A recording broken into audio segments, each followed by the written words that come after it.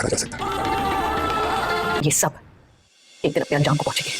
हाल को जिस आदमी ने बचाया था उसकी अपनी एक बेटी थी जिसकी एक हादसे में मौत हो गई थी, जिसको लेकर वो बहुत ज़्यादा परेशान था। असल में उसकी बेटी किसी से मोहब्बत करती थी और जब उसके फादर ने उससे उसकी शादी करवा दी तो वो धोखे से उसको कहीं दूर लेके गया और वहाँ पर उसको जला डाला और फिर कहीं गायब हो गया। असल में उसने उसके साथ जायदाद के लिए शादी की थी और उसकी सारी तस्वीरें वगैरह वहीं पे पड़ी हुई थी।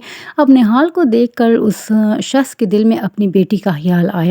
अपनी बेटी का समझकर वो निहाल को घर ले आया और उसकी ट्रीटमेंट की और उसके जितने भी ज़ख्म थे वो उन्होंने सही किए और उसको खूब सजा कर खूब उसका मेकओवर करवा के उसको दोबारा वो सवार शाह की हवेली में भेजेंगे अपनी बेटी बताकर कि ये मेरी बेटी है।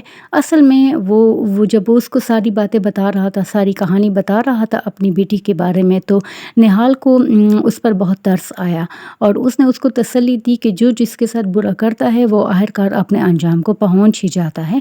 और फिर उस शख्स ने निहाल से ये वादा किया कि मैं अपनी बेटी को तो इंसाफ ना दिला सका, लेकिन जिसने तुम्हारे साथ ये बुरा किया है उसको ज़रूर अंजाम तक पहुंच जाऊंगा।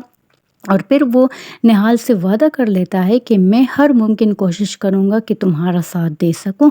और वहाँ पर आमिर जो है ना वो निहाल के घर आ जाता है और उसके निहाल के फादर को डरा धमका देता है कि अगर तुम आइंदा तुम्हारी बीवी हमारी हवेली के आसपास भी दिखाई तो हम उसको जान से मार देंगे।